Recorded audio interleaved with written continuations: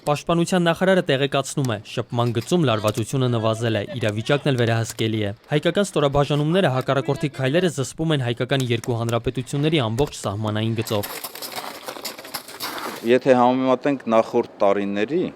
ես նկատի ունեմ մինչև 13 թվականը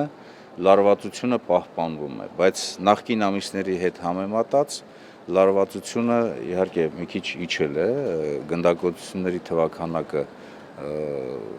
քչացել են։ Նախարարը վստահեցնում է, զինվորների մարտական ոգին բարձր է, հայկական բանակը ունակ է պահպանել երկրի անվտանգությունը կանխելով հակառակորդի բոլոր սադրանքները։ Հորդորում է ականջ չդնել հակառակորդի հռետորաբանությանը։ Հայ զինվորն Արցախյան պատերազմում է ցույց տվել իր կարողությունը, հիմա էլ հաջողությամբ կատարում է մարտական առաջադրանքները։ Նույնը հորդորում է նաև տնտեսագիտական համալսարանի ուսանողներին։ Ուսանողների համար օրը ոչ միայն ուսումնական, այլ նաև ռազմագիտական էր։ Համալսարանում բացվեց հրաձգարան։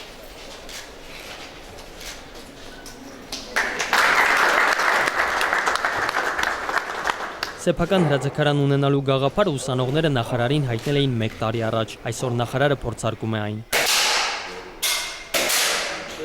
Տնտեսագիտական համալսարանի ասպիրանտը առաջին կարգի հրաձիգ է, էլ ստիպված չի լինի այցելել այլ հրաձգարաններ։ Բոլոր ուսանողները կարող են պարապել, ձեռք բերել կրակային հմտություններ, ինչպես նաև որոշակի չափով պատրաստվել զինվորական ծառայության։ Սեյրան Օհանյանը հանդիպեց բուհի դասախոսների եւ ուսանողների հետ։ Նախարարը կարևորեց ուսանողների ռազմահայրենասիրական դաստիարակությունը եւ զինված ուժերում կրթության կազմակերպումը։ Յուրաքանչյուր երկրի ներուժ իր մեջ պարունակում է 3 կարևոր բաղկացուցիչ մաս՝ երկրի տնտեսությունը,